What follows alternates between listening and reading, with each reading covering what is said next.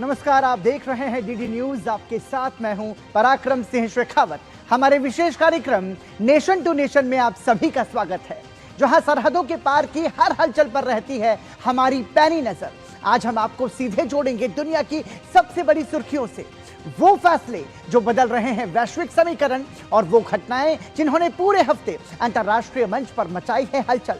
खबर सिर्फ हेडलाइन नहीं होगी, हर पहलू, हर रणनीति, हर असर, ग्राउंड जीरो के हालात, अंतर्राष्ट्रीय समुदाय की प्रतिक्रियाएं, वो भी तथ्यों, विश्लेषण और सबसे सटीक दृष्टिकोण के साथ। आइए सबसे पहले नजर डालते हैं आज की उन 3 बड़ी खबरों पर जिन पर विस्तार से हम बात करेंगे नेशन टू नेशन में।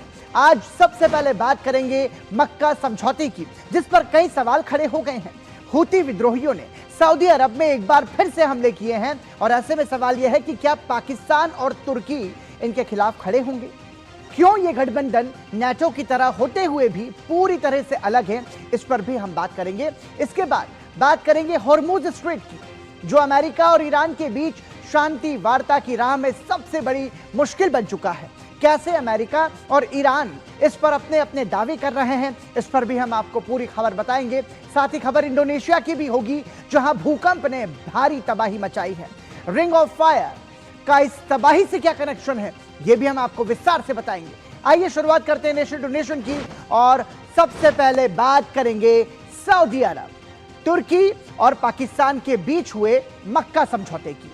हाल ही में हुआ मक्का समझौता, इसमें बहुत contributions on its mandate is what's going to make a difference. America और ईरान के बीच शांति वार्ता की राह में हॉर्मुज स्ट्रेट एक बार फिर से सबसे बड़ी बाधा बन चुका है। इस बीच अमेरिकी राष्ट्रपति के एक बयान ने हालात को और ज्यादा गंभीर बना दिया है। ट्रंप ने दावा किया है कि ईरान के खिलाफ युद्ध जीतने के बाद अमेरिका रणनीतिक रूप से बेहद महत्वपूर्ण हॉर्मुज जलडमरू मध्य को अमेरिकी क्षेत्र घोषित कर देगा। न्यूयॉर्क में एक रैली को संबोधित करते हुए ट्रंप ने कहा कि ईरान को पूरी तरह हराने के बाद अमेरिका जल्द ही हॉर्मुज जलडमरू मध्य को अमेरिकी क्षेत्र घोषित करेगा।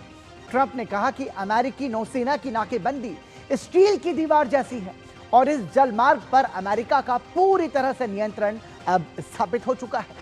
तो एक तरीके से अमेरिका हॉर्मुज को अपना क्षेत्र बनाने की तैयारी कर रहा है, और हॉर्मुज पर इस वजह से एक बार फिर से तनाव जो है वो गहरा गया है।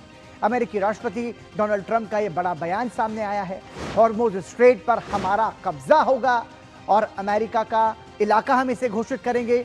ये डोनाल्ड ट्रंप ने यह बयान देकर सनसनी मचा दी है। ईरान ने अमेरिका के दावे का विरोध किया है और अमेरिकी नौसेना के कंट्रोल को काल्पनिक बताया है, और ऐसे बयान जमीनी हकीकत को नहीं बदल सकते, ये भी ईरान का सीधे तौर पर कहना है। ट्रंप ने युद्ध और नुकसान का मुआवजा मांगने की बात की है। नुकसान अमेरिकी आक्रामकता की वजह से हुआ है, ईरान ऐसा कह रहा है, और ईरान कह रहा है कि मुआवजा तो हमें मिलना चाहिए क्योंकि सबसे ज्यादा नुकसान यहां पर हमें हुआ है। ट्रंप ने अपने समर्थकों के बीच क्या कहा, आप भी सुनिए। And after we finish defeating Iran, which is being very badly defeated, pretty soon I'll be declaring the Hormuz Strait a territory of the United States.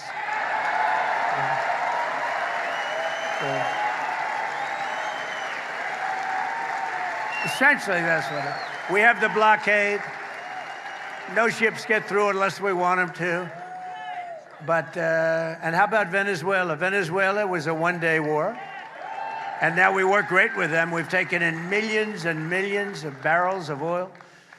But we're doing really good. We're doing good in every way. You know, I built the military, and now I used it a little bit more than I wanted to, frankly, but that's okay, because we cannot let Iran have a nuclear weapon. Do we agree? Can't let it.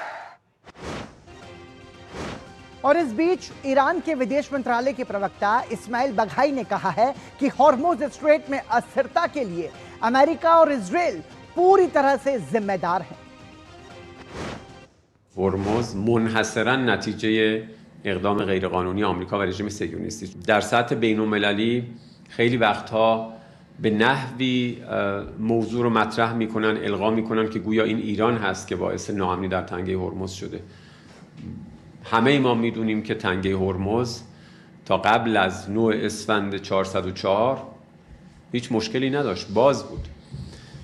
سوء استفاده آمریکا و رژیم صهیونیستی از این آبراه برای حمله به ایران و همینطور سوء استفاده از مناطق مجاور کرانه جنوبی خلیج فارس برای طراحی و تدارک حمله علیه ایران باعث شد که تنگه ناامن بشه. ایران محق بود و هست که برای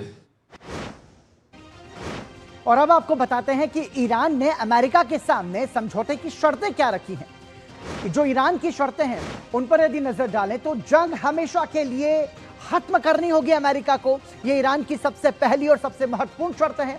Iran की समुद्री नाकाबंदी को पूरी तरीके से हटानी होगी, ये उसकी दूसरी शर्त है।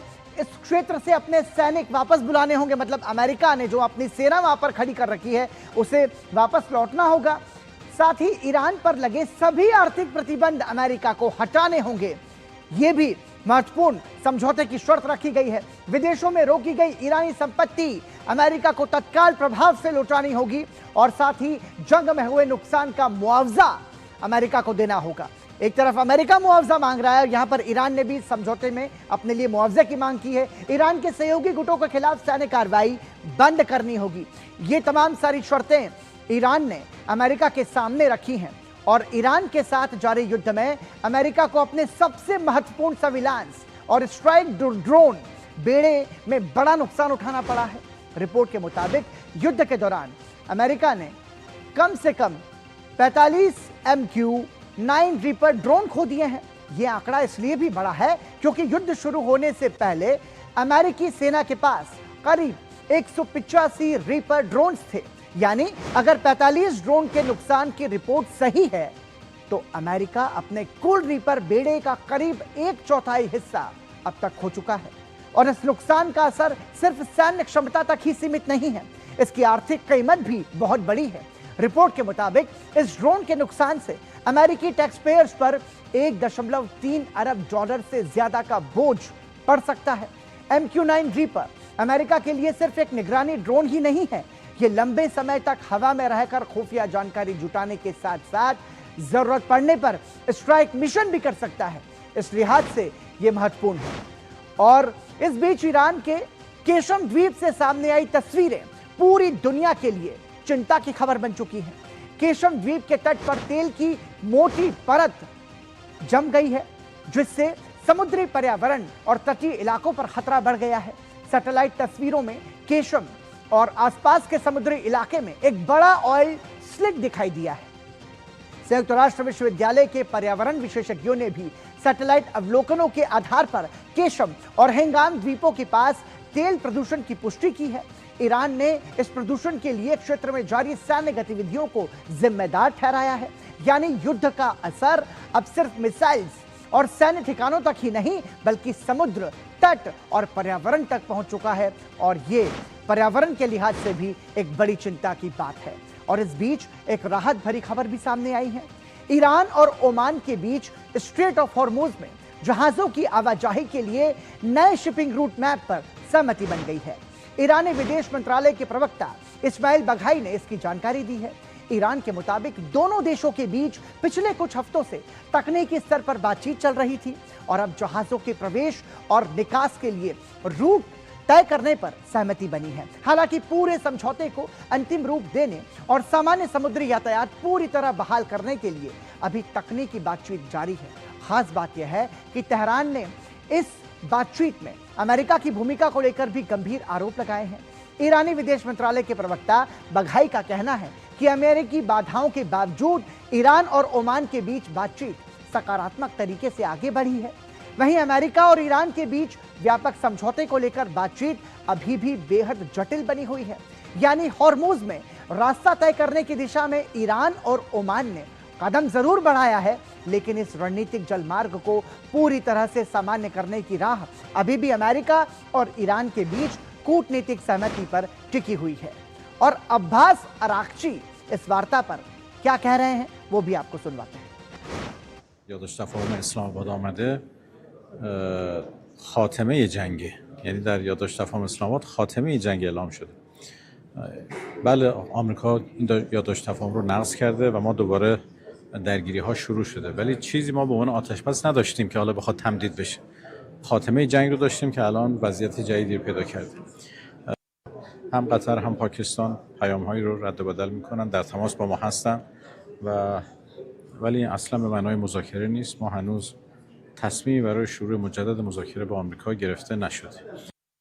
ما فعلا داریم یک مسیر موقت رو طراحی می‌کنیم که بعد در مراحل بعدی تبدیل به مسیر نهایی بشه.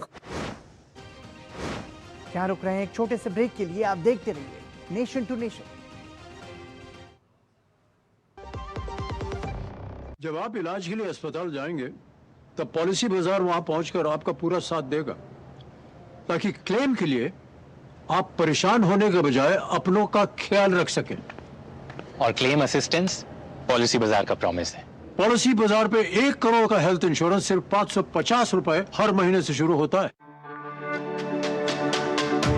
मेरी पसंद, मेरी पसंद,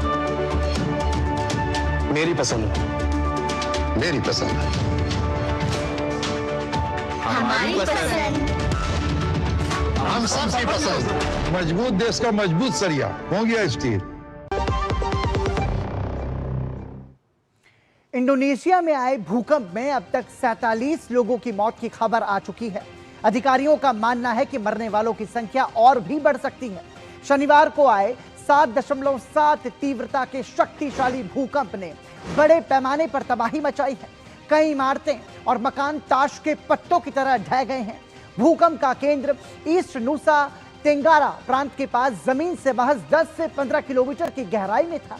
तेज झटके इतने भयानक थे कि शुरुआती कंपन के बाद 235 से ज्यादा आफ्टर शॉक्स महसूस किए गए। और आपको बता दें कि आपदा प्रबंधन एजेंसी के अनुसार अब तक 47 शव बरामद किए जा चुके हैं। कम से कम 157 मकान पूरी तरह से जमींदोज हो गए हैं और 2000 से अधिक लोग बेघर होकर अस्थायी शिविरों में शरण लेने को मजबूर हैं। तो इंडोनेशिया से तबाही की तस्वीर सामने आ रही है। 7.7 तीव्रता का शक्तिशाली भूकंप आया और फ्लोरेंस में 10 किलोमीटर की गहराई पर भूकंप का केंद्र था। अब तक 47 लोगों की मौत की खबर सामने है और भूकंप से कई इमारतें और मकान ढह गए हैं। मृतकों की संख्या बढ़ने की आशंका जताई गई है। भूकंप के बाद कई आफ्टर शॉक्स आए। भूकंप के बाद 235 झटके महसूस किए गए। सुनामी की चेतावनी वापस ले ली गई है। तो एक तरीके से ये इंडोनेशिया से जो तबाही की तस्वीर है वो चिंता बढ़ा रही है। आपको बता दें कि अचानक आई इस आफत ने लोगों को कुछ भी समझने का मौका तक नहीं दिया। Kami berada di rumah, pokoknya dibangunkan oleh getaran yang cukup besar karena kami tinggalnya di Pelabuhan El Sai, kompleks Pelabuhan El Sai. Langsung kami bersiap-siap untuk lari mengungsi di Kuarcaptika. Untuk sampai saat ini kami belum berani pulang karena kondisinya memang masih belum stabil. Kami masih dikhawatirkan oleh Indonesia के Florence द्वीप में 7.7 की प्रचंड तीव्रता का भूकंप आया है, जिसके झटकों ने पूरे इलाके को हिलाकर रख दिया। समुद्र के भीतर आए इस महाकंपन की गहराई केवल 10 से 15 किलोमीटर थी, जिसके चलते जमीनी सतह पर भीषण तबाही मची है। जमीन के नीचे महज 10 से 15 किलोमीटर की उथली गहराई पर केंद्र होने के कारण झटके बेहद तीव्र थे, जिससे 150 से अधिक इमारतें जमींदोज हो गई। भूकंप का केंद्र समुद्र में होने के कारण शुरुआत में सुनामी की चेतावनी भी जारी की गई थी, जिसके बाद में इसे वापस ले लिया गया। इंडोनेशिया करीब 17,500 द्वीपों का देश है। ये द्वीप प्रशांत महासागर के उस इलाके में है जिसे रिंग ऑफ फायर कहा जाता है। यहाँ धरती के नीचे कई बड़ी भूगर्भीय प्लेट्स मिलती हैं। ये प्लेट्स लगातार खिसकती रहती हैं और जब दो प्लेट्स आपस में टकराती हैं तो एक प्लेट दूसरी के नीचे चली जाती है, तो धरती के अंदर जमा दबाव अचानक बाहर निकलता है और यही वजह भूकंप की है और इसी वजह से भूकंप आते हैं। अमेरिका की वर्जीनिया स्टेट यूनिवर्सिटी कैंपस में हुई गोलीबारी के मामले में एक बड़ा और ताजा अपडेट सामने आया है। पुलिस ने कार्रवाई करते हुए कैंपस के एक हॉस्टल से 19 वर्षीय संदिग्ध को गिरफ्तार कर लिया है। इसके साथ ही यूनिवर्सिटी से लॉकडाउन भी हटा लिया गया है। चेस्टरफील्ड काउंटी पुलिस के अनुसार इस मामले में 19 साल के कैमरोन हैरिस नामक युवक को कैंपस के सीवर्ड हॉल हॉस्टल की एक अलमारी में छिपे होने के दौरान गिरफ्तार किया गया। पुलिस ने आरोपी के खिलाफ जानलेवा हमले और हथियार इस्तेमाल करने समेत 8 संगीन धाराओं में वारंट हासिल किए हैं। इससे पहले वर्जीनिया स्टेट यूनिवर्सिटी में हुई गोलीबारी में कम से कम 5 लोग घायल हो गए थे, जिनमें से एक की हालत गंभीर है। यूनिवर्सिटी ने सोशल मीडिया पर एक पोस्ट में बताया कि गोलीबारी क्वाड एनेक्सिस इलाके में हुई। सभी 5 घायलों को पास के अस्पताल में ले जाया गया और उनमें से एक की हालत फिलहाल गंभीर बनी हुई है, जबकि बाकी 4 को ऐसी चोटें आई हैं जिनसे जान का खतरा नहीं है। अमेरिका के ही मिशिगन से फायरिंग की एक बेहद खौफनाक और दिल दहला देने वाली खबर सामने आ रही है। मिशिगन के मिसौकी काउंटी में एक बंदूकधारी ने अलग अलग ठिकानों पर ताबड़तोड़ गोलीबारी कर भारी तबाही मचाई है। इस सिहरा देने वाली वारदात में 16 साल के किशोर और 4 वयस्कों समेत कुल 5 मासूम लोगों की जान चली गई, जबकि हमलावर भी जंगल में मृत पाया गया है। पुलिस के अनुसार यह भयानक वारदात डेट्रॉयट शहर से लगभग 270 किलोमीटर दूर ग्रामीण इलाके में 3 अलग अलग स्थानों पर हुई है। इसी के साथ नेशन टू नेशन में आज के लिए इतना ही। हमें और पूरी टीम को